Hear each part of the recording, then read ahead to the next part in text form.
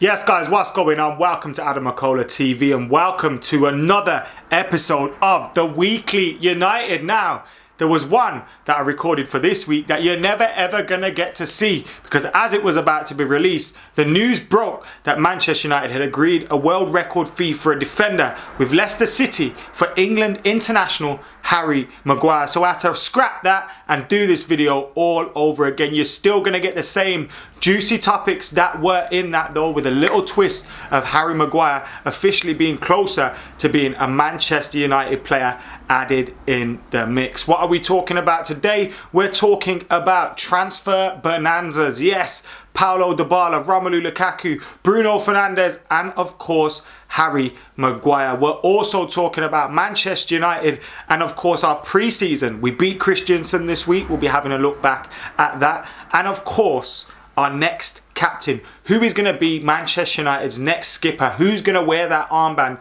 Who's going to replace Antonio Valencia as official club captain? Ole Gunnar Solskjaer has been discussing that this week and we're going to discuss it here. Who do you want to be Manchester United captain? So that's what we're discussing in this episode of the Weekly United, and we'll start off with Kristiansund 0, Manchester United 1, because it came at the start of the week. Manchester United's pre-season tour, taking a trip to Norway. They've been to Australia, they've been to Singapore, they've been to China, and now they've been to Norway, going to Ole Gunnar Solskjaer's hometown. And it was almost like a little bit of a testimonial. Kristiansund against Manchester United. Kristiansund were playing all sorts of players that were injured, Manchester United fans, and there was a little bit of a sentimental twist added to it, a little bit more, by the fact that Ole Gunnar Solskjaer's son played for Kristiansund and his other son was on the bench with him at Manchester United. So that was a nice little twist to the story as well. I did tweet a little bit of a premonition about Marcus Rojo and Ole Jr. and thankfully for Ole Jr. it didn't come true. But Manchester United did get a win. Juan Mata with the goal, a late penalty that Juan Mata won after a fantastic, delightful Paul Pogba pass to find him in the box. He tried to round the keeper, got pulled down, and it was a Manchester United penalty. Now, United in the game, we had a lot of opportunities, and that was what was pleasing me. We had a lot of opportunities. Now, against AC Milan, at the end of this week, we need to be taking our chances and need to be being more clinical, more ruthless as we gear up for that game against Chelsea next week, because we're getting close to, of course, the serious stuff now. But I've been pretty impressed with Manchester United on the pitch during pre-season. Now, off the pitch, it's another story. We'll talk about transfers a little bit later in this show. But on the pitch, I've been seeing what Ollie's been doing in training on the Manchester United training pitch, of course, in games as well. And I've been pleasantly pleased. Of course, we still need to do business, and that's a worrying thing.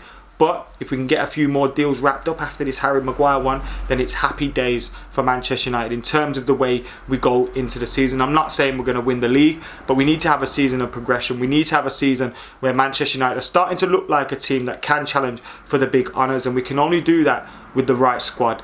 And we need to help Ole Gunnar Solskjaer as much as possible. Yes, the changes aren't going to all happen in one window, and we're going to sign 10 players and let go of 10 players, although Aston Villa and Fulham seem to have done that over the last two summer transfer windows.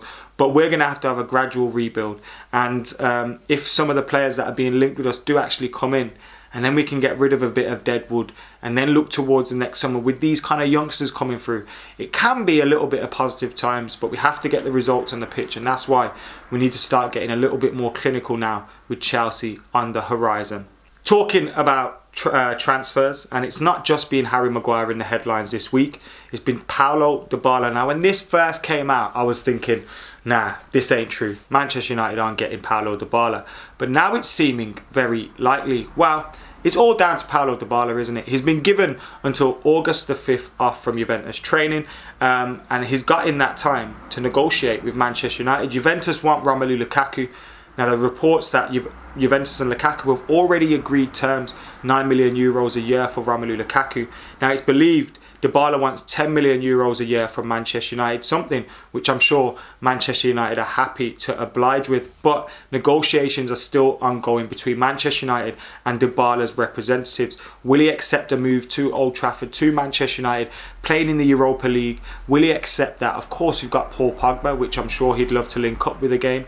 But he wasn't expecting to move this transfer window. This has been forced upon him. So there's no wonder he's taking a little bit of time to ponder this one, because It's a move he probably didn't expect to happen coming into the transfer window. And now Juventus are forcing him out. He said that he wanted a meeting with Sarri. He didn't get his meeting. And it looks like he's not going to get that meeting because they want to let him go. But the cards are all in his hands, because if he refuses to leave Juventus and sign for Manchester United, then the Lukaku deal's off to Juventus. And United have got Lukaku still, and Juventus have got Dybala still. And he may fancy sticking around and battling for his spot.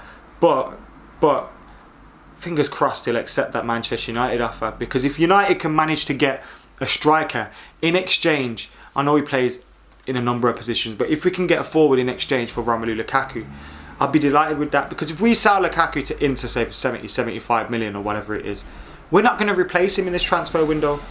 We're just about getting Harry Maguire over the line, and we need to do other business as well. So if we can do that Lukaku deal and get Dybala in the same deal, I would be delighted with that. I know the last swap deal we didn't go to plan, but I'm hoping this one could be a little bit better. And Dybala coming in with a point to prove, linking up with Paul Pogba again, playing in that behind Rashford or Martial, playing up top as a false nine or wider on the right position. He gives us a multiple options, and he doesn't kind of step in the way of Rashford and Martial playing as that number 9. So it's a move that I'd be for.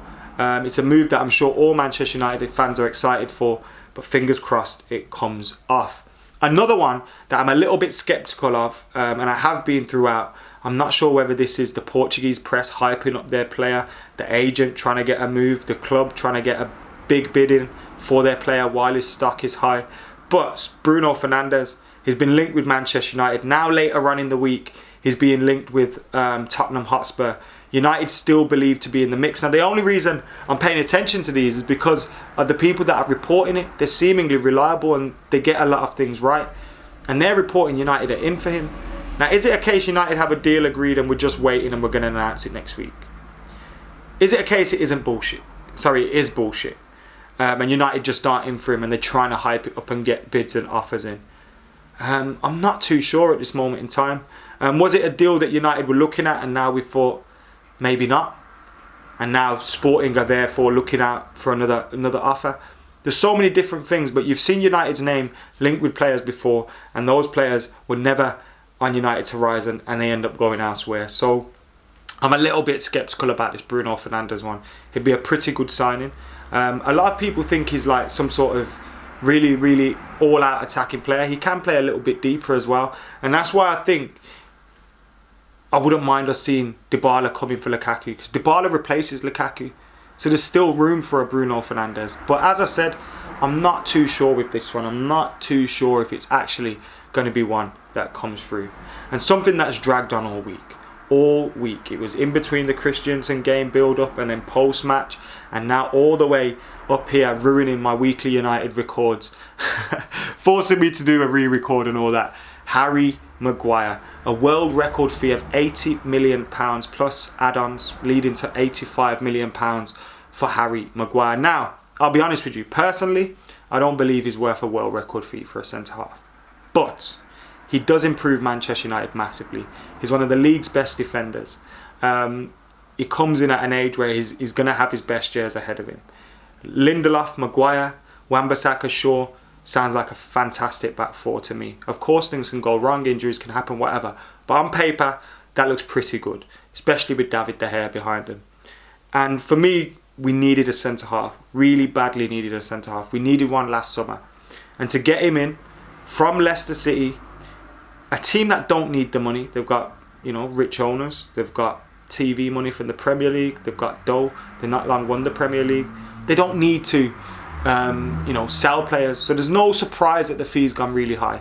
And they were dragging their heels for a long time. But Harry Maguire is now on his way to being a United player. At this time, he's not a United player. The fee has been agreed. He's got to do a medical and his terms. But you might be watching this on Sunday and it's all done and dusted and he's out there in a United shirt walking around with his big head. But I'm really happy about this signing. Wan-Bissaka, Maguire, two signings that come in, improve your first 11. And I believe we needed 3 or 4 of them to come in and improve our first 11. I count Daniel James as a squad player. Now if we get, say, Bruno Fernandes and Dybala in exchange for Lukaku, there's 2 more players that immediately improve your first 11. Now, I still think we're lacking at central defensive midfield. Can McTominay come through this season? Can Fred come through this season? Because I don't think Matic is doing enough. And I'm not got the greatest of confidence in those players being the players we can rely on game in, game out. I think McTominay is a fantastic squad player. He's really surprised me. He's coming on well. And I'm not disappointed to see him in the starting lineup. And I want Fred to do well. But the fact is we can't rely on these guys week in, week out against the best teams. So we need to improve there. But it's a long time this week. There's a long time and a lot of things can happen as we've seen in the past week as well. And hopefully Harry Maguire is not the only signing Manchester United are unveiling between now and the time the window closes. But yeah, happy about the Harry Maguire signing, even if it is a world record fee for a defender you could have picked up from Hull not long ago for a couple of million.